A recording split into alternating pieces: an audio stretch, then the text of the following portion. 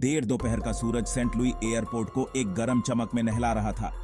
American airlines की flight 1400 एक MD-82 उड़ान के लिए तैयार थी। प्लेन में 143 लोग सवार थे। मौसम साफ था, आसमान नीला और चमकदार। किसी को भी अंदाजा नहीं था कि आगे क्या भयानक हादसा होने वाला है। जैसे ही प्लेन हिंसक रूप से हिला, डर ने यात्रियों को अपनी चपेट में ले लिया। इंजन की कभी शांत रहने वाली आवाज की जगह एक भयानक सन्नाटा छा गया, जिसे सिर्फ बचे हुए इंजन के चीखने की आवाज सुनाई दे रही थी। पायलट, जिनके चेहरे चिंता से उतरे हुए थे, तुरंत हरकत में आ गए।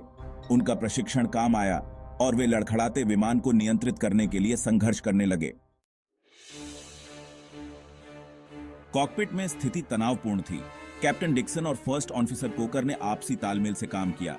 बायां इंजन आग की लपटों में घिरा हुआ था। इतनी तेजी से फैल रही थी कि ऐसा लग रहा था कि पूरा पंख जलकर खाक हो जाएगा।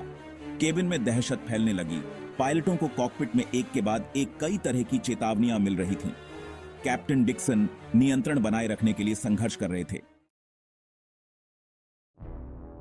मिनट घंटों जैसे लग रहे थे।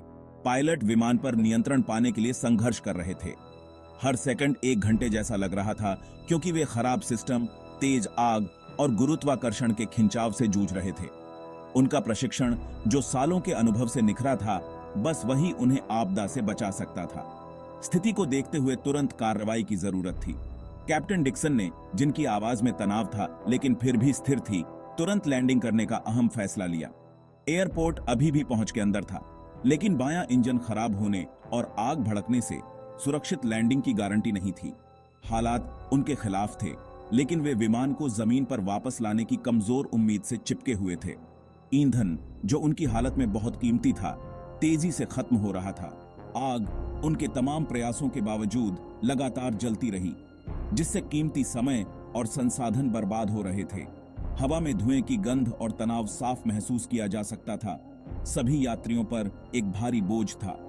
यात्री, जिनमें से कई सदमे में थे, अपने प्रियजनों से चिपके हुए थे। उनके चेहरे डर से पीले पड़ गए थे। भाग 5। तकनीकी खराबी और बेतहाशा कोशिशें। पायलट विमान को नियंत्रित करने के लिए संघर्ष कर रहे थे, तभी तकनीकी खराबी आ गई। MD-82 के सिस्टम ने काम करना बंद कर दिया। सबसे बड़ी विफलताओं में से एक थी क्षतिग्रस्त इंजन के स्टार्ट वाल्व में खराबी। इसके बिना इंजन को फिर से चालू करना नामुमकिन था। यह एक बड़ा झटका था, जिसने सुरक्षित लैंडिंग की उम्मीद पर पानी फेर दिया। भाग 6। मेडे मेडे मेडे। स्थिति लगातार बिगड़ती जा रही थी। आग अभी भी भड़क रही थी और तकनीकी खराबी बढ़ती जा रही थी। ऐसे में कैप्टन डिक्सन ने मजबूरन मेडे कॉल जारी करने का फैसला किया। खतरे का संकेत, मदद की एक दर्दनाक गुहार रेडियो तरंगों पर गूंज उठी, जो शहर के ऊपर मंडरा रहे खतरे की एक भयानक याद दिलाता था। एयर ट्रैफिक कंट्रोल ने तुरंत जवाब दिया। उनकी आवाजें शांत और आश्वस्त करने वाली थीं, हालांकि स्थिति बहुत गंभीर थी। उन्होंने खराब विमान के आसपास के हवाई क्षेत्र को खाली करा दिया, जिससे आपातकालीन लैंडिंग के लिए एक सुरक्षित रास्ता बन सके। आपातकालीन कर्मचारियों को बुलाया गया। उनके सायरन उस समय बज रहे थे जब वे एयरपोर्ट की ओर दौड़ रहे थे। उनकी बत्तियां शाम के आसमान में चमक रही थीं। यात्री अपनी सीटों पर दुबके हुए ध्यान से सुन रहे थे, क्योंकि पायलट की शांत, नपी-तुली आवाज में उनकी मुश्किल स्थिति की घोषणा की जा रही थी। हवा में डर और एक अजीब तरह का अविश्वास साफ महसूस किया जा सकता था।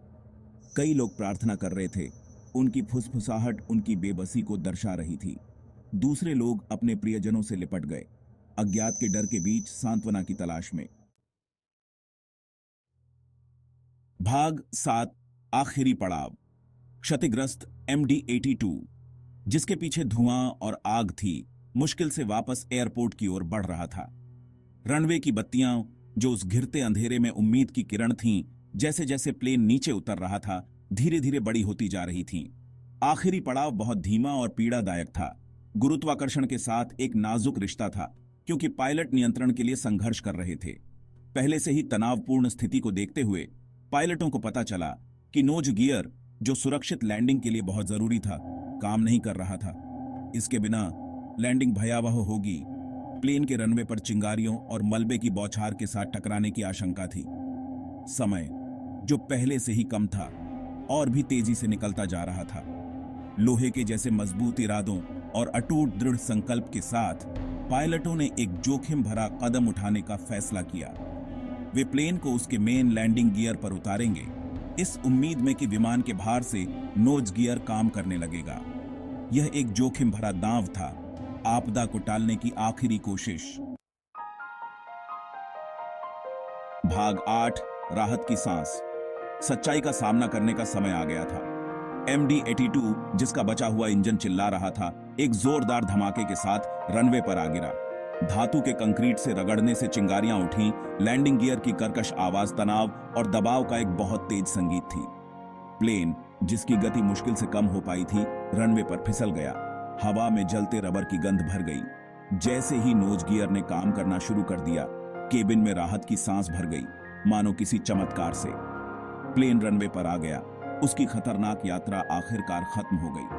आपातकालीन ब्रेक लगाए गए, जिससे विमान रनवे के अंत से कुछ ही दूरी पर रुक गया। यह मुश्किलों पर जीत का पल था, पायलटों के कौशल और साहस का प्रमाण था। जैसे ही धूल जमी और एड्रेनालाइन का असर कम हुआ, विमान में सवार सभी लोगों ने राहत की सांस ली। यात्री, जो डरे हुए थे लेकिन सुरक्षित थे, तालियां बजाने लगे। उनकी चीयर्स केबिन में गूंज उठी।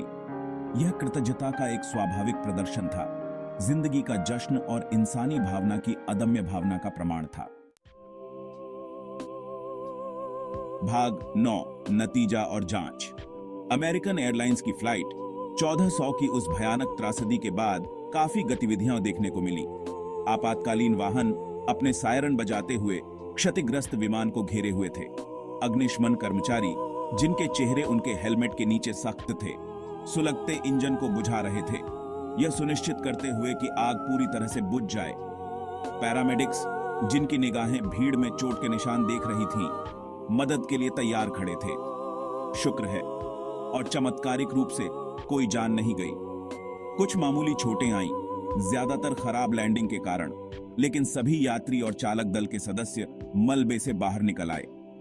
यह पायलटों के कौशल, आपातकालीन प्रक्रियाओं की प्रभावशीलता का प्रमाण था, और कुछ लोग कह सकते हैं कि किस्मत अच्छी थी।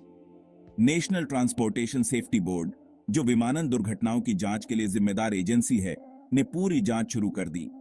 उनका लक्ष्य इंजन में आग लगने के कारण का पता लगाना और उन सभी कारणों की पहचान करना जिनके कारण यह भयानक हादसा होते होते बचा। जांच पूरी तरह से होगी। ऐसी घटनाओं को दोबारा होने से रोकने के लिए हर पहलू की जांच की जाएगी।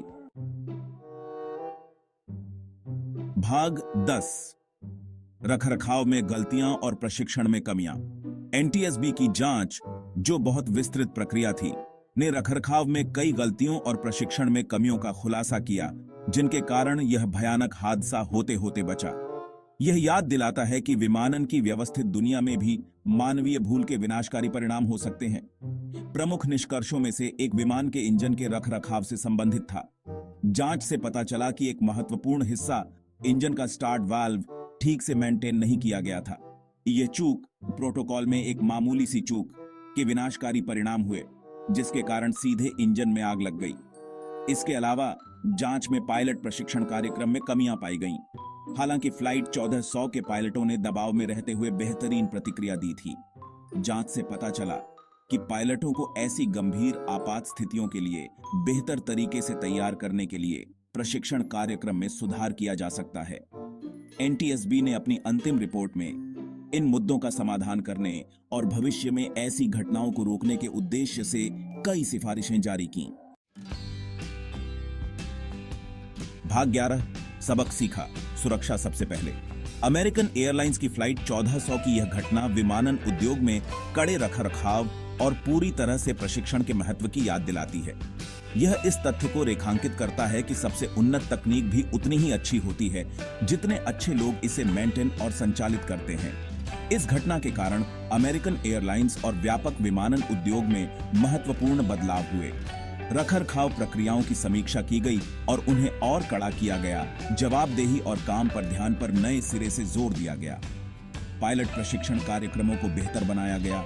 इस घटना से सीखे गए सबक को शामिल किया गया और दबाव में रहते हुए क्रू संसाधन प्रबंधन और निर्णय लेने पर जोर दिया गया। फ्लाइट 1400 की विरासत सतर्कता और सुरक्षा की निरंतर खोज की है। यह एक निरंतर अनुस्मारक के रूप में कार्य करता है कि विमानन में लापरवाही की कोई जगह नहीं है और सुरक्षा की खोज एक कभी न खत्म होने वाली यात्रा है। हर उड़ान उस भयानक दिन से सीखे गए सबक का प्रमाण है। यह सुनिश्चित करने की प्रतिबद्धता का प्रमाण है कि हर टेक ऑन ऑफ एक सुरक्षित लैंडिंग की